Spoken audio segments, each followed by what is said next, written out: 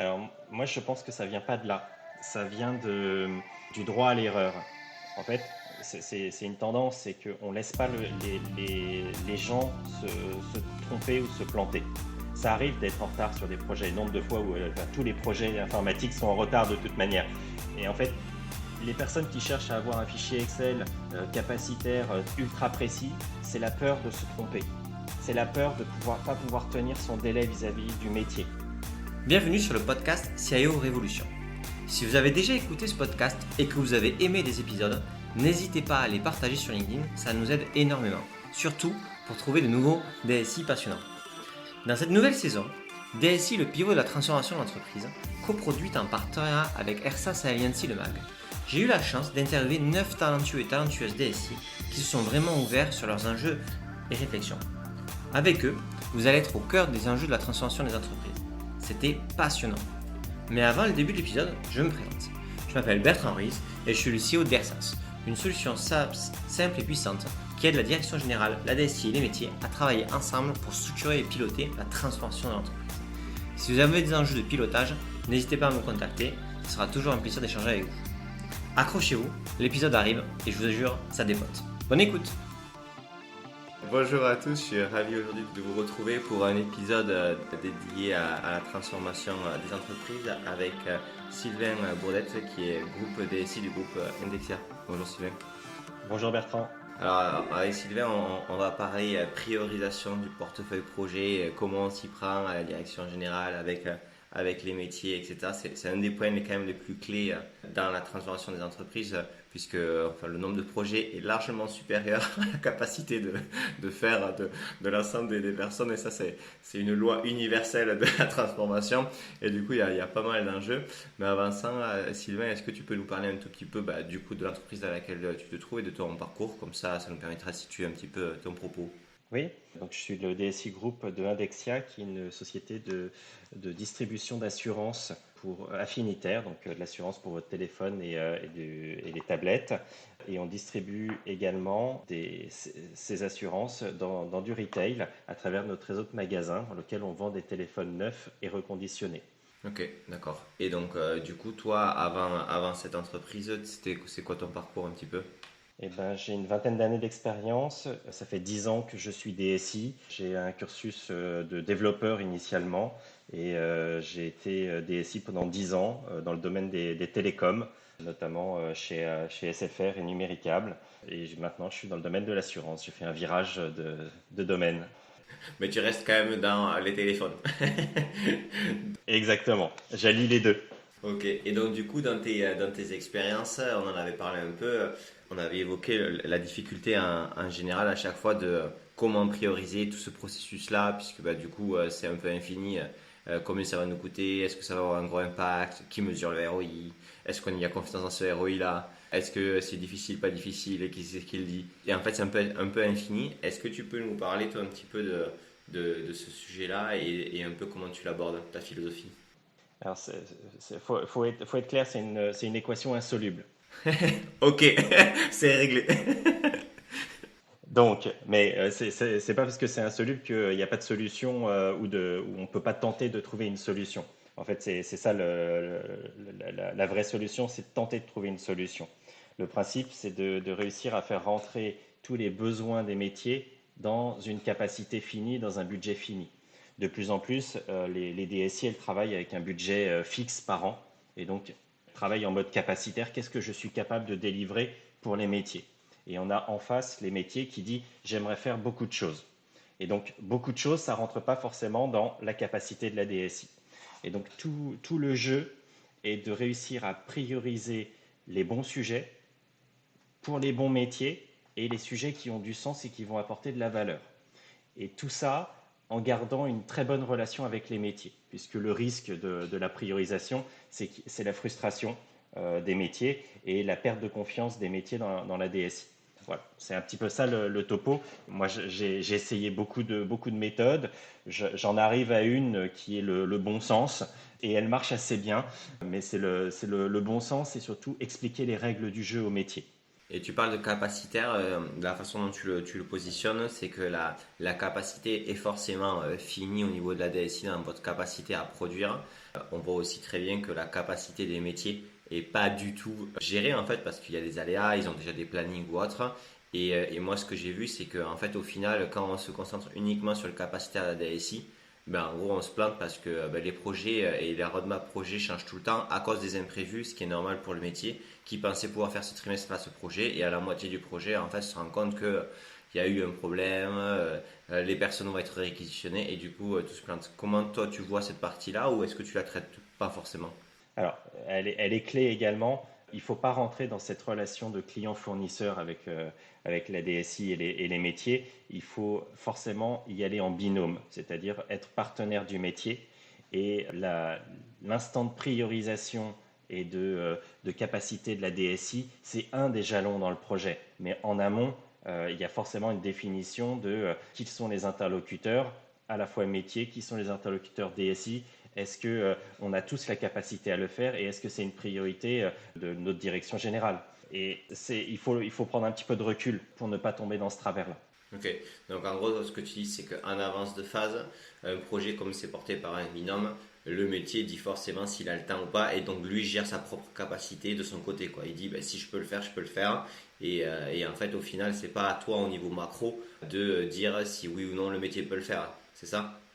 Oui, tout à fait. En fait, la difficulté des métiers, elle n'est pas dans sa capacité de disponibilité, enfin, même si on peut y en avoir, mais si le métier est demandeur d'une évolution, ils sont souvent disponibles pour pouvoir répondre aux questions, suivre le projet.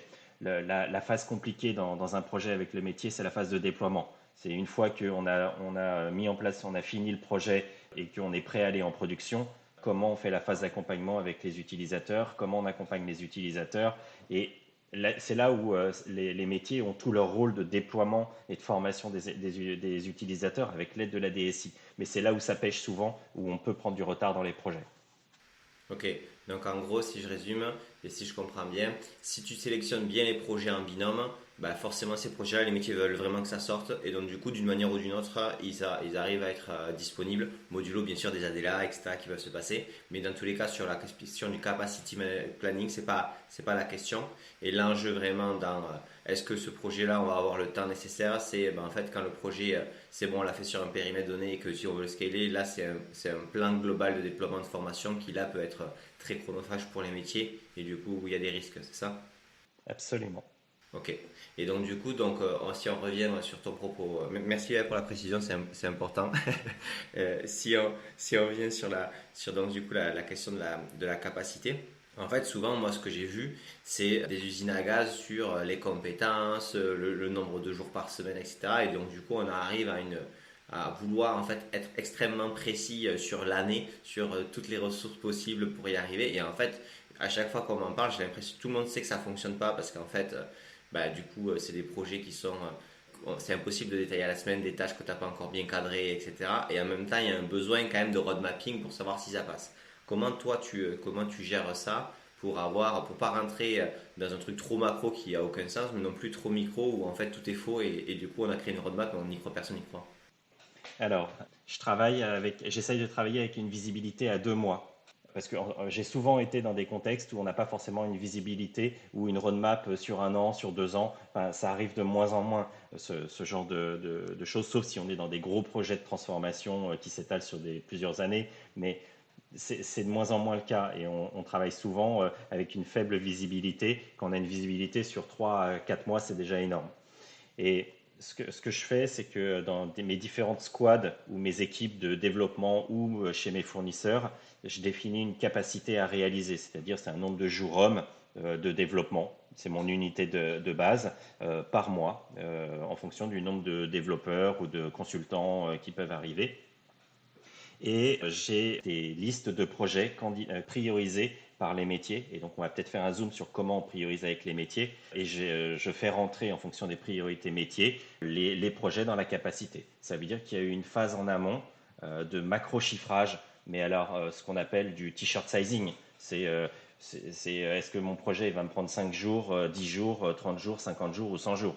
Enfin, vraiment, c'est du t-shirt sizing et ça nous permet d'avoir une idée vis-à-vis du métier, du coût du projet. Et ça nous permet de savoir si on va devoir le faire rentrer en un sprint, en 2 sprints, en 3 sprints ou en 4 sprints. Du coup, juste pour être certain, donc les projets ou ce que vous voulez faire, tu fais un macro chiffrage en disant c'est un projet à 50 jours, c'est un projet à 100 jours, c'est un projet à 10 jours, mais tu rentres pas dans les détails par semaine. C'est quoi le coût global de ce projet-là pour voir après par rapport à ta capacité qui est aussi globale, puisque tu parlais de fournisseurs ou de squad, mais du coup tu le fais pas par compétence, tu le fais par équipe homogène ou équipe pluridisciplinaire homogène. Tu descends pas la ressource quoi. Je ne descends pas à la ressource, je descends à l'équipe de développement. Donc souvent, ça dépend de comment comment sont structurées les équipes. Soit c'est par application, soit c'est par domaine, mais grosso modo, j'essaye de trouver un ensemble cohérent d'ensemble de personnes qui ont les compétences. Et donc, c'est souvent une squad de dev. Et ça m'intéresse, j'essaie de comprendre et après on ira sur la priorisation avec les métiers. Mais pour toi, c'est sûrement logique, simple et ça fonctionne. Mais moi, non, mais c'est vrai. Mais moi, ce que je vois beaucoup, c'est que des gens veulent vraiment faire du road mapping à la ressource et à la compétence précise. Parce qu'en fait, ils se disent, si j'ai pas ça, forcément, s'il manque quelqu'un, ce qui est vrai, ça peut merder. Par contre, quand je leur demande exactement s'ils passent le temps nécessaire à faire ce cadrage-là précis à la tâche, ils le font pas. Et donc, du coup, on est sur deux choses, un paradoxe en fait. Et est-ce que toi, tu peux m'expliquer ta vision de ça et pourquoi cette méthode-là, elle fonctionne mieux que l'autre ou pourquoi ça fonctionne pas? Parce que faire des comptes d'apothicaire de nombre de jours par ressource, c'est chronophage et ça n'apporte pas forcément grand-chose et c'est pas exaltant non plus, hein. Enfin, en tout cas, moi, je m'épanouis pas là-dedans. Et avec l'expérience, il y a toujours des aléas dans les projets. Et en fait, notre force et notre qualité, c'est de savoir réagir et de prévoir l'imprévisible et gérer l'imprévu, en fait. Et donc, si on a un développeur qui est malade ou une ressource qui n'est pas là, eh ben, soit on va décaler, soit on va essayer de prendre une autre personne qui n'a pas forcément toutes les connaissances, mais qui va le faire. Mais on réagit, on apprend à être flexible et en agilité. Et je pense que c'est beaucoup plus payant et beaucoup plus enrichissant que d'essayer de faire des tableaux Excel qui sont monstrueux à la ressource et qui n'ont pas de sens et qui n'ont pas intéressant. Non, on va pas, moi, je ne vais pas utiliser une personne à temps plein pour gérer un fichier Excel de capacité sur personne par personne, jour par jour ou heure par heure. C'est pas possible. Le time tracking, moi j'ai arrêté. Ouais. En fait, ce que tu dis, c'est déjà le temps passé là, et le coût de faire ça, c'est énorme. Et en plus de ça, vu que ça change beaucoup, si tu fais ça à la ressource, dans tous les cas, toi, tu dois changer les ressources en continu. Donc tout est faux dès qu'il y a un imprévu, tu dois intervenir. Donc, tu prends juste une taille au-dessus, qui n'est pas la taille de l'équipe de 150 personnes, mais plutôt des squads. Donc quelque chose qui est une équipe à taille, on va dire, humaine, qui te permet d'avoir une flexibilité à l'intérieur sans être spécifique à la ressource, mais du coup, ça te donne des grandes mailles, c'est ça? Exactement. Et après, c'est la qualité du team leader qui va être capable de réallouer, de réagir. Et en fait, je préfère accompagner mes équipes et mes team leaders pour être capable de réagir plutôt que de gérer du fichier Excel. Vaut mieux être réactif sur ce genre de sujet et trouver des solutions. Donc, et ça, c'est plus une question de posture. Dans ce que j'entends, c'est j'arrête de penser que parce que j'ai tout marqué dans un Excel, je suis en capacité de contrôle et de pouvoir infléchir le futur, plutôt que de dire, en fait, je crée les conditions pour, et j'ai le temps, et je prends le temps pour avoir un bon système, mais aussi une bonne relation avec mes leaders pour qu'ils soient en capacité, eux, de mieux gérer, même si moi, je n'ai pas la sécurité du tableur Excel qui me dit que ça va bien se passer. C'est ça? Oui, absolument. Et ok, super intéressant. Et ça, est-ce que tu penses que ça vient plus de la question du DSI qui monte à un niveau de comité de direction parce que du coup, il a une vision de leadership et il y a des postures qui viennent avec ce type de rôle. Est-ce que ça vient plutôt du côté de l'agilité et de tous ces principes? Parce que tu vois, c'est quand même quelque chose qui n'est pas encore, enfin, pour parler quand même pas mal de DSI, pas du tout encore répandu. Alors, moi, je pense que ça vient pas de là. Ça vient du droit à l'erreur. En fait, c'est une tendance, c'est qu'on ne laisse pas les gens se tromper ou se planter. Ça arrive d'être en retard sur des projets, nombre de fois où tous les projets informatiques sont en retard de toute manière. Et en fait, les personnes qui cherchent à avoir un fichier Excel capacitaire ultra précis, c'est la peur de se tromper. C'est la peur de pas pouvoir tenir son délai vis-à-vis du métier. Et ça peut arriver, et même si on suit les ressources très finement, ça n'empêchera pas d'être en retard sur un projet. Donc, c'est un changement de mindset pour se dire, bah, il y a des aléas, on va tout faire pour réussir à réagir et à compenser les aléas. Et j'ai toujours une petite marge de manœuvre, une soupape ou quelque chose. Si j'y arrive pas, eh ben, j'aurai une semaine de retard. Et c'est la vie. Et c'est pas la fin du monde d'avoir une semaine de retard sur un projet informatique. Quand on voit les projets informatiques, il y a presque 50% des projets informatiques qui s'arrêtent parce qu'ils vont pas au bout. Et voilà, je parle pas de ceux qui sont juste en retard, en fait. Je parle juste de ceux qui se plantent.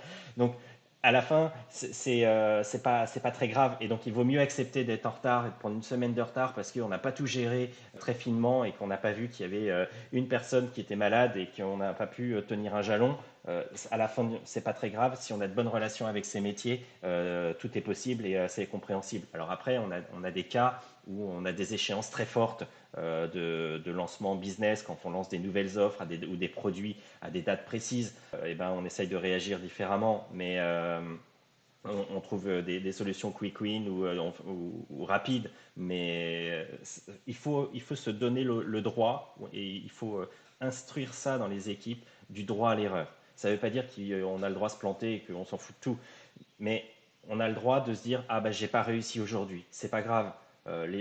On apprendra de ces erreurs pour ne pas que ça se reproduise après. Mais en tout cas, il ne faut pas être fliqué. Le flicage ne sert à rien. Il vaut mieux responsabiliser. Responsabiliser, ok. Et donc du coup, venons-en sur la partie donc, priorisation avec les métiers. Donc bon, tu as parlé orientation stratégique de l'entreprise, donc forcément il faut que ça soit clair pour tout le monde. Ce qui, disons-le, est quand même encore aujourd'hui pas du tout quelque chose de commun dans les entreprises. C'est-à-dire que quand tu parles à des collaborateurs et que tu dis voilà, qu'est-ce qui est le plus important, l'objectif stratégique sur cette année pour l'entreprise, comment moi j'y contribue, ou sur le 3 ans, ça reste quelque chose de pas forcément lisible. Donc il y a un premier point. Et le second point, tu parlais de il y a sur quel métier le métier sur lequel on va plus le parier aujourd'hui. Tous les métiers sont pas au même niveau tout le temps, et donc du coup ça peut aussi créer des tensions. Alors, tu peux nous en dire un peu plus? Alors, comme j'essaye d'avoir une visibilité sur sur 2 mois, en fait, on a des réunions récurrentes avec les métiers. Alors, j'ai arrêté de réunir l'ensemble des directeurs métiers dans une salle et d'essayer de prioriser parce qu'à la fin, ça finit au carnage et ça ne fait pas avancer le schmilblick. Et la technique que j'ai, c'est de faire une réunion par groupe de métiers. C'est-à-dire, je vais travailler soit avec le commerce et le marketing, puis un autre groupe où on va prendre le juridique, la conformité, et un autre groupe avec le service client, et puis un autre groupe avec la finance. Ok, donc déjà là, du coup, tu priorises par pôle, on va dire, à l'intérieur des pôles. Voilà, en fait, je fais des points avec les différents pôles pour comprendre leurs priorités. Et donc, c'est là où on commence à avoir un portefeuille projet par pôle. Et on demande à chacun des pôles, bah, c'est quoi votre priorité, et faire un ranking sur leur projet. Et ça sous-entend qu'on a macro-chiffré un petit peu, on a fait le t-shirt sizing, nous, en termes d'IT, sur les projets. Ça, c'est important, juste, Sylvain, juste pour être sûr et certain de comprendre, parce que pareil, comme je te dis, c'est clair pour toi, mais pour être certain que nos auditeurs aussi comprennent. C'est-à-dire que le métier, en fait, bien sûr, lui, il sait que tel projet, c'est plus important pour lui, mais aussi pour qu'il fasse sa priorisation, il faut qu'il se rende compte de si ce projet lui prend toute la bande passante de l'IT pour en faire qu'un, et donc du coup, est-ce que je préfère en faire plusieurs qu'un gros? Et donc du coup, toi, tu es obligé de lui apporter cette donnée-là pour que lui puisse prioriser par rapport à son importance, mais aussi par rapport à parce qu'il est à combien tu vas pouvoir faire pour lui, c'est ça? En fait, je lui affiche pas la capacité. À ce niveau-là, je lui affiche pas la capacité. Ce que je cherche à savoir et à obtenir de lui, c'est quelle est la priorité, quel est le ranking des projets. Quel est le projet le plus important pour lui? Quel est le deuxième projet le plus important? Et je lui donne une information. Attention, ce projet-là, c'est simple, ou ce projet-là, c'est très long et ça va durer assez longtemps. Mais je cherche à avoir ce ranking. Donc quand tu lui donnes quand même un indicateur du coup de difficulté. Oui, absolument. Et je donne aussi un indicateur de est-ce que je considère que le besoin est sec, ou on doit l'affiner, ou il n'est pas du tout clair. Parce que il y a plusieurs phases dans le projet. Il y a soit je dois faire beaucoup d'analyses et aller cruncher, aller chercher et travailler avec le métier pour faire toutes les règles de gestion, ou soit le besoin il est limpide et je peux commencer à me lancer dans le projet. Bon, et donc il y a aussi ce niveau de maturité du projet et le statut du projet. Et donc dans ces réunions-là, qui ont lieu tous les 15 jours, il y a une phase de voilà, quelles sont tes priorités, que je demande au métier, et il y a une phase de voilà les projets qui sont en cours, parce que dans les précédentes réunions, on a priorisé des sujets, et voilà le statut des différents sujets. Là, ça se passe bien, on arrive à telle date, ou là, j'ai un problème, je vais être en retard. Et le fait d'avoir cet échange régulier, de pouvoir dire ce qu'on fait et faire ce qu'on dit, eh ben, ça assainit la relation avec le métier. Mais ça ne résout pas notre problème d'équation de capacitaire. Là, pour l'instant, on a juste défini une priorité, c'est-à-dire que j'ai une liste de priorités dans laquelle je dois dérouler les sujets. J'ai une instance de discussion avec mon métier pour lui dire ton besoin il est clair, ton besoin il n'est pas clair, comment on peut avancer. Et donc, c'est comme un comité de pilotage, mais assez fin. Tous les 15 jours, ça dure une demi-heure, une heure, ça dépend parce que la fréquence de tous les 15 jours, tous les 15 jours, les sujets, ils n'ont pas forcément beaucoup avancé, mais le fait. Non, par contre, dès qu'il y a des variations, tu peux le voir rapidement. Dès que tu as une tension, tu le vois. Ça évite que ça parte ou que un besoin mal exprimé reste trop longtemps dans la tête des gens, comme quoi c'est exprimé, quoi. Exactement. Et ça permet d'instaurer cette relation avec le métier de confiance où on est transparent et on dit ce qu'on fait, on dit nos difficultés, on dit quand est-ce qu'on arrive, on célèbre les victoires ensemble et puis les échecs, on les assume ensemble. Et donc, ça permet d'avoir ce lien avec chacun des pôles métiers. Et une fois que j'ai fait ça et que j'ai ma liste que j'ai fait ça avec tous mes métiers et que j'ai ma liste de priorités, eh ben, j'essaye de faire mon jeu de Tetris en disant bah, je prends la priorité 1 de chacun de mes métiers et j'essaye de le faire rentrer dans mon capacitaire. Et du coup, ça me permet de pouvoir afficher lors de ces réunions, bah, voilà mon capacitaire à venir avec l'ensemble des sujets des autres directions par équipe. Et c'est là où je commence à partager en disant, bah voilà, je t'ai pris ta priorité 1, mais sache que bah, j'ai d'autres priorités des métiers, et ainsi de suite. Et le fait d'expliquer qu'on a pris un de ces projets qui est la priorité la plus importante et que on arrive à lui dire, bah voilà, c'est planifié, c'est rentré dans la capacité, ça va arriver, on va l'étaler sur 2 mois, et donc ça veut dire que tu l'auras dans 2 mois, et ben tout de suite, ça facilite cette relation avec le métier. Alors, bien sûr, la vie n'est pas rose tout le temps, hein. Il y a des moments où tu peux essayer de prendre les priorités de tes différentes directions, bah, ça ne rentre pas dans la capacité. Et c'est là où il faut faire rentrer en jeu soit les deux directions qui sont en conflit en termes de capacité, ou d'aller chercher une escalade et une décision de management beaucoup plus haut. C'est là, mais moi ça m'arrive très rarement ce genre de sujet, parce que si on a réussi à instaurer cette relation avec les métiers sur des petits projets, et si on a rodé ce process avec les métiers de priorisation et qu'ils ont vu qu'on a déjà délivré des petits projets, eh ben, il y a beaucoup moins de problèmes. Et puis une des solutions quand on a un conflit de capacité, eh ben, c'est de lotir. C'est parce que il y a toujours faire une règle de Pareto, un 80-20, dire ben, qu'est-ce qui est le plus important dans ton projet, et ben, tiens regarde, si on fait juste 80%, et ben, ça va permettre de le faire rentrer. Et donc c'est parce qu'on est proche des métiers qu'on arrive à avoir ces discussions.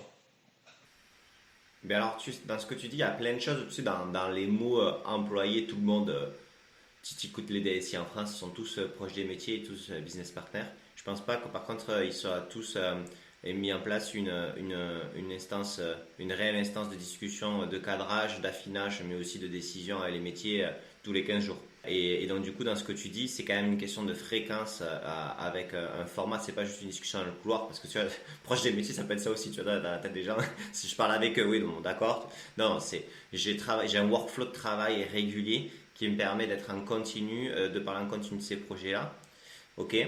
Si je me fais l'avocat du diable, tu as des gars qui vont dire ouais, mais Sylvain là, il est gentil, mais lui, il fait des projets sur une roadmap de 2 mois. Moi, mon DG, Ce qu'il veut, c'est un budget global à l'année, voir comment, qu'est-ce qu'on va faire dans l'année, comment le marketing va se positionner à juin, etc. C'est pas de la priorisation, mais tu comprends ce que je veux dire. C'est-à-dire que des fois, il y a des choses macro qui empêchent d'avoir une certaine forme d'agilité qui est saine. Comment tu l'abordes, toi, cette problématique? Et ben, ça dépend de la maturité de la direction générale aussi.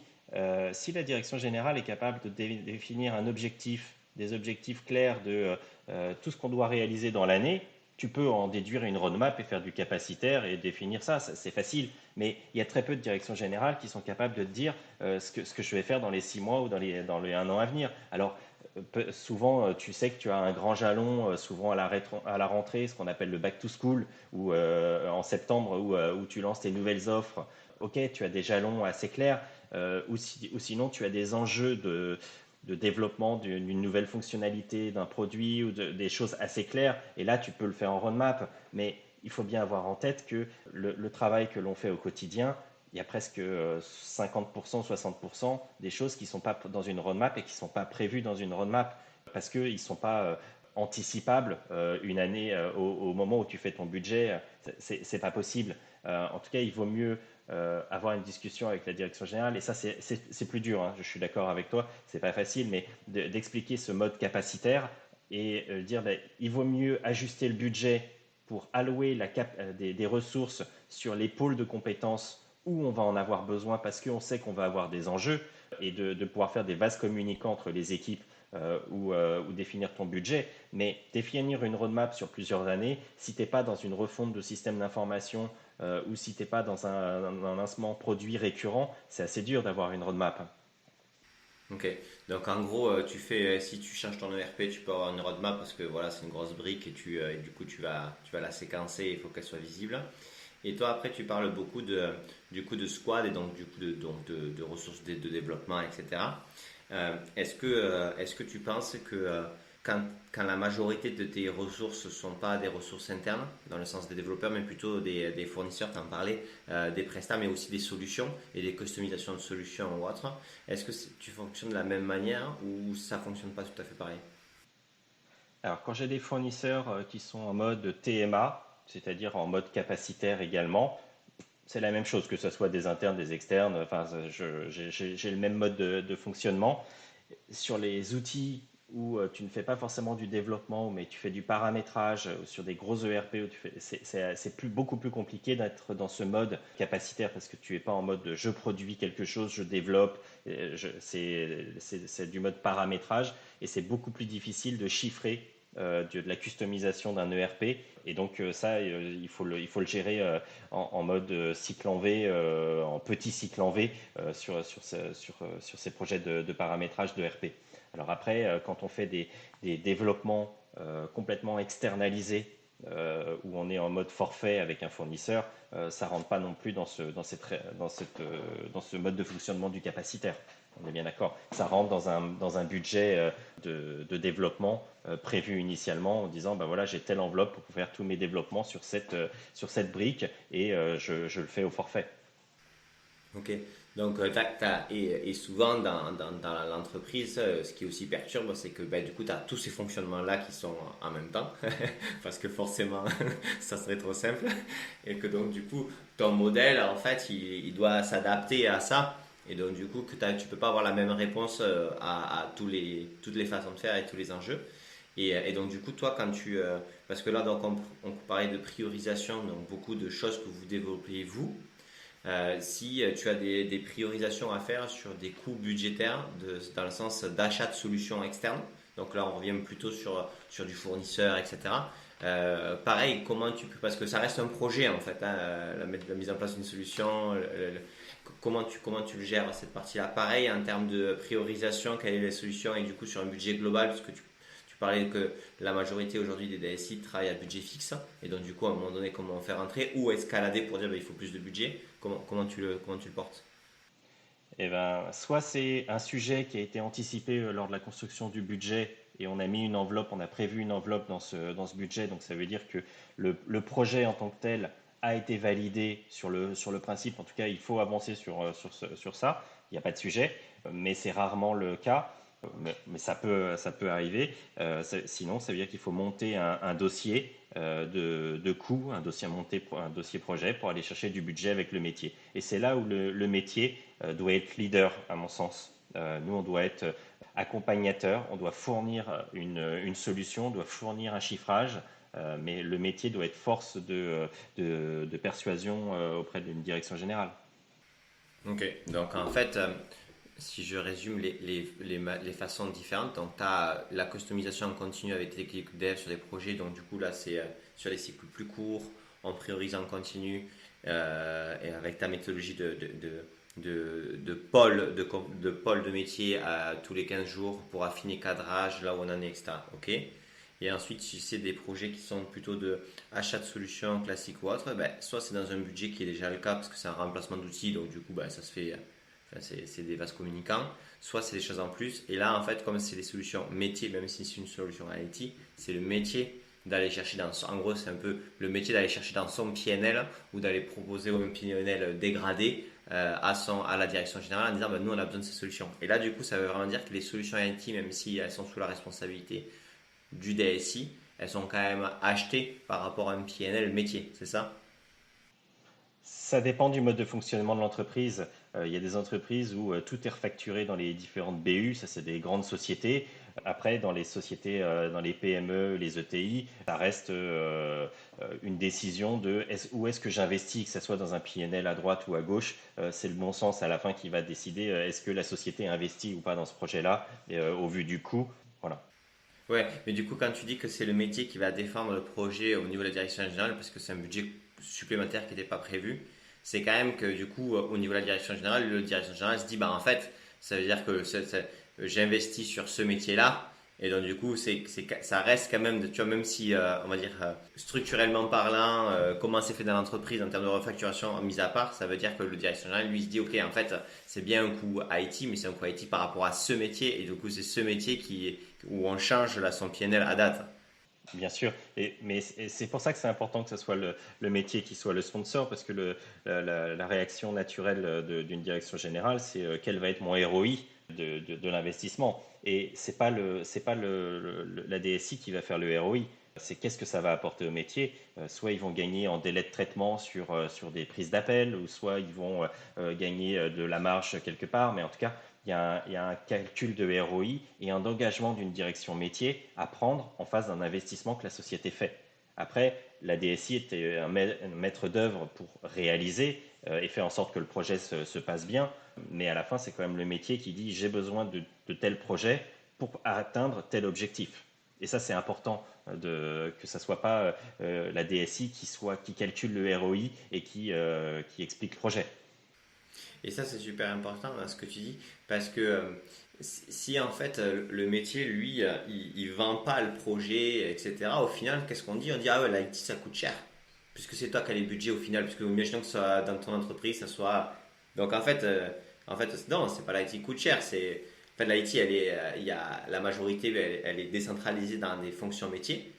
Et donc, du coup, est-ce que les métiers utilisent l'IT de manière cohérente pour réussir leurs enjeux?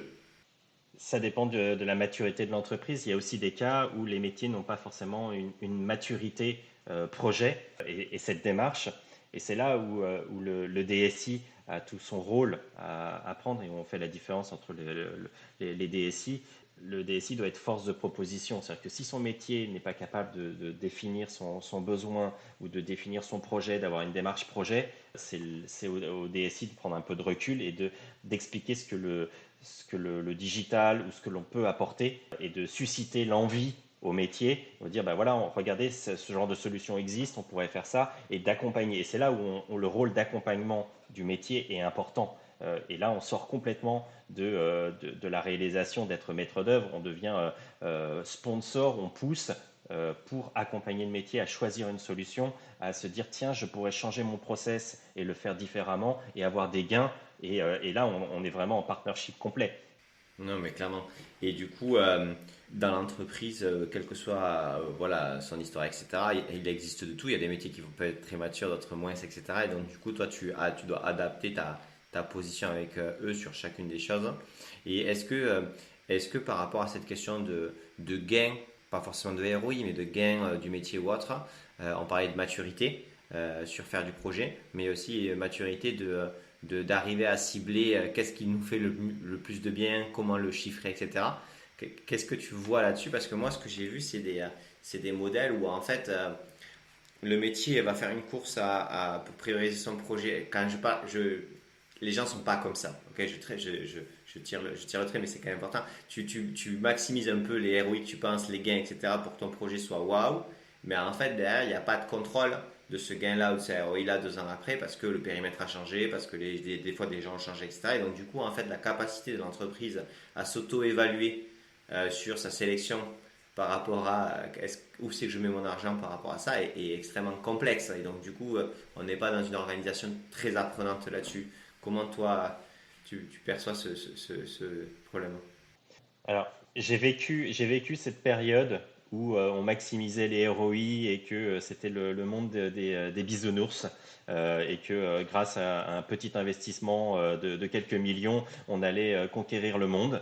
Je le vois de moins en moins. Parce que moi, je pense qu'il y a une vraie maturité des directions et des directions métiers, puisqu'on on a quand même vécu une ère digitale depuis 30 ans, avoir des projets qui ont marché, des projets qui n'ont pas marché, et le mythe du ROI commence à s'effondrer un petit peu, je pense, et que les directions générales ont un certain bon sens et ne tombent pas forcément dans le panneau du faux ROI. Donc il y a vraiment un challenge. Et ça sert à rien de montrer un ROI monstrueux, c'est souvent du bon sens. Et puis quand on est sur des sujets réglementaires de conformité, on ne calcule pas de ROI, on se dit juste bah, il faut le faire. Et donc beaucoup de projets, ça tombe sous le sens de les réaliser. Après que le gain il soit de 2 minutes sur une DMT ou de 5 minutes, à la fin c'est pas très grave, on sait qu'il y a un gain. Et que s'il y a un gain, il y a un intérêt à le faire. Ok. Donc, ok. Moi, ce que j'ai quand même l'impression par rapport à ça, même s'il y a une maturité qui est, voilà, on arrête de déconner ça, à un moment donné, c'est quand même difficile de pas, si tu priorises par rapport à des gains futurs, de pas voir si les gains, tu penses que tu les as eu ou pas, quoi. Et autant quand tu es sur la full tech, pour voir si, tu vois, c'est toujours un peu les gains qu'on parle. Voilà, une page internet sur une site e-commerce qui se charge à 10% moins, c'est temps de perdu, etc. C'est super simple, donc tu peux mettre enfin, la compréhension, le ROI, la mesure, le gain, les A/B tests sont super simples. Et en fait, ça n'existe pas dans la vraie vie de tous les autres projets du monde, quoi. Et donc, du coup, tu as l'impression que toi, tu dis le ROI et la mesure, c'est très compliqué, quoi. C'est très compliqué et c'est pour ça que je vois de plus en plus des membres de COMEX qui ont une sensibilité informatique ou digitale, qui savent faire la paire des choses. Donc je trouve qu'il y a une maturité qui est en train d'arriver et je trouve que c'est une bonne chose. Avant, le DSI, il y a 15 ans, c'était celui qui était au troisième étage, au fond du couloir et qui s'occupait des postes de travail. C'est plus du tout la même chose et il y a une prise de conscience globale sur l'intérêt du système d'information et ce que peut apporter une DSI et une maturité des directions générales sur les pièges dans lesquels il ne faut pas tomber. En tout cas, je trouve que ça avance dans le bon sens. Il a fallu beaucoup de temps. Là, on n'est pas arrivé au bout. Hein. Je pense qu'on n'arrivera jamais au bout. C'est un continuel renouvellement, mais en tout cas, dans mon expérience, j'ai vu que ça s'est amélioré. Ok, d'accord, très clair.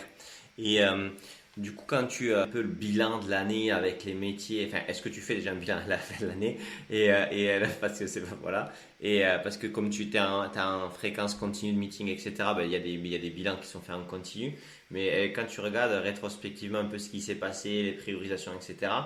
Est-ce que t'arrives à avoir, tu vois, une donnée structurée qui permet de poser les choses par rapport à tous les projets que vous avez faits? Comment tu t'abordes cette question?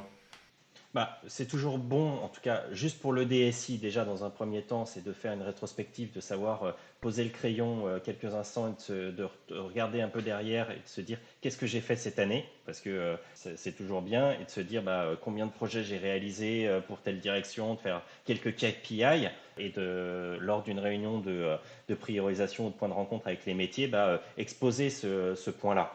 Et ça, c'est intéressant au moment où on négocie les budgets pour l'année d'après. parce que ça permet de passer des messages au métier. Ben voilà, regarde, cette année, j'ai réussi à faire pour toi 5 projets ou 6 projets. Pour les autres, j'ai fait ça, etc. Et donc, ça permet aussi de passer des messages au métier en termes de capacité et de réflexion. S'ils ont des idées ou des projets en tête sur l'année prochaine et que ça ne rentre pas dans une capacité normale, c'est maintenant qu'il faut le dire. Et c'est là où il faut aller vendre un projet dans les directions générales pour pouvoir le répercuter dans les budgets. Donc, c'est toujours bien de faire ce petit bilan parce que ça peut avoir un impact sur la composition du budget de l'année d'après.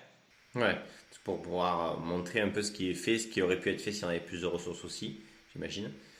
Mais par contre, Bertrand, c'est pas forcément. Moi, j'évite d'avoir la posture de me plaindre en disant j'ai pas assez de ressources pour le faire. C'est important de ne pas avoir cette posture-là. Et c'est pour ça que ce mode capacitaire, il permet d'éviter d'avoir ça. Il dit voilà la capacité que j'ai, voilà ce que tu priorises, et c'est toi qui définis ce que tu veux faire dans cette capacité. Et jamais je dis j'ai pas assez de ressources pour faire ce que tu veux. C'est voilà la capacité que je mets à disposition. Et je pense que c'est un travers d'avoir une posture de dire j'ai pas la capacité pour le faire.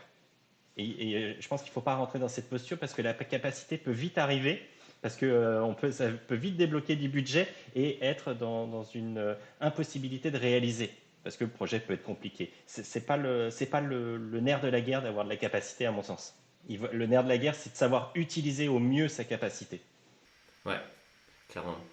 Et est-ce que du coup, maintenant que ben, tu as vraiment cette relation, ce workflow en continu avec les métiers, etc., les demandes en fait, d'accélération IT en fait, sont portées avec l'ensemble des métiers auprès de la direction générale en disant ben, en fait, nous, on a besoin d'investissements massifs beaucoup plus importants qu'aujourd'hui pour telle et telle raison, mais pas projet par projet. Mais tu vois, est-ce que le message global maintenant de l'entreprise, c'est il nous faut plus de ressources là-dessus parce qu'on a de plus en plus de projets, enfin d'enjeux là-dessus, où on n'en est pas encore à ce niveau-là. En tout cas, c'est un des axes pour y arriver. En tout cas, pour mettre en place cette relation avec le métier de priorisation de capacité, ça ne se fait pas en un claquement de doigts, hein. Il faut 3 à 6 mois pour commencer à rôder et à faire en sorte que ça soit accepté et que ça tourne et que ça ronronne. Il y a beaucoup de pédagogie. Et une fois que c'est en place et une fois que ça a porté ses fruits, naturellement, les métiers sont promoteurs. En fait, le DSI n'a pas forcément besoin de faire son marketing et de sa com. S'il réussit ses projets et s'il a une bonne relation avec les métiers, naturellement, les métiers vont faire la promotion et dire que il faut prévoir plus de ressources parce que ça apporte des choses. Enfin, et c'est naturel en fait. C'est pas si le DSI va aller chercher du budget supplémentaire, il va avoir du mal à le justifier, sauf si c'est pour des investissements d'infrastructure, de sécurité, ce genre de choses. Mais aller chercher du budget pour faire des projets, c'est pas le rôle du DSI. Vaut mieux que ce soit du métier qui vienne avec un projet pour pouvoir aller le faire. Et la conséquence, c'est d'avoir du budget pour le DSI. Ok, très clair, très clair, très clair. Et est-ce qu'aujourd'hui, maintenant, tu dirais que maintenant que c'est rodé chez toi, et si c'est le cas, c'est quoi le next step? C'est jamais rodé, non, non. Non, mais il y a la théorie et la pratique, bien évidemment. Et tout n'avance pas aussi vite avec toutes les directions métiers. Il y a des directions métiers où c'est assez facile et des directions métiers où c'est plus long. Et puis ça dépend de la typologie des projets. J'ai des sujets avec ma direction financière où c'est des sujets qui sont beaucoup plus longs dans le temps. Donc les résultats ne viennent pas tout de suite. Donc c'est jamais tout au même niveau et c'est une relation à entretenir. C'est comme une relation de couple, hein, faut l'entretenir, sauf que là on l'entretient avec plusieurs directions métiers. Ouais, mais ouais, j'imagine que ça prend du temps, que c'est pas linéaire, que bien sûr, bah, quand tu as des projets qui peuvent être plus longs à donner de la valeur, etc., ça peut créer de la frustration aussi, de l'attente. Ok, d'accord, très clair. Et, euh, et du coup, si ça marche bien, c'est quoi l'étape d'après pour que enfin, que l'impact de l'IT sur l'organisation soit encore plus fort? Après une bonne relation, une bonne priorisation. Et ben c'est là où on peut être force de proposition et proposer des projets au métier et apporter notre valeur ajoutée IT et de vision et de connaissance du domaine ou de solutions qui permet d'éclairer les directions métiers. Et c'est là, quand les projets ou quand les besoins des métiers sont alimentés et qu'on arrive à y répondre, ça permet d'avoir une discussion beaucoup plus mature et d'être force de proposition. Donc les métiers peuvent être beaucoup plus à l'écoute, alors que si on ne répond pas à leurs besoins primaires sur des projets ou des problématiques immédiates et qu'on vient en disant on pourrait faire ça et que ça serait bien, il dit non, réponds d'abord à mes problèmes avant de venir avec d'autres projets. Donc c'est quand on répond aux besoins des métiers, le DSI peut venir et éclairer et aller plus loin et proposer beaucoup plus de projets. Mais il faut avoir cette maturité, cette relation de confiance avec les métiers.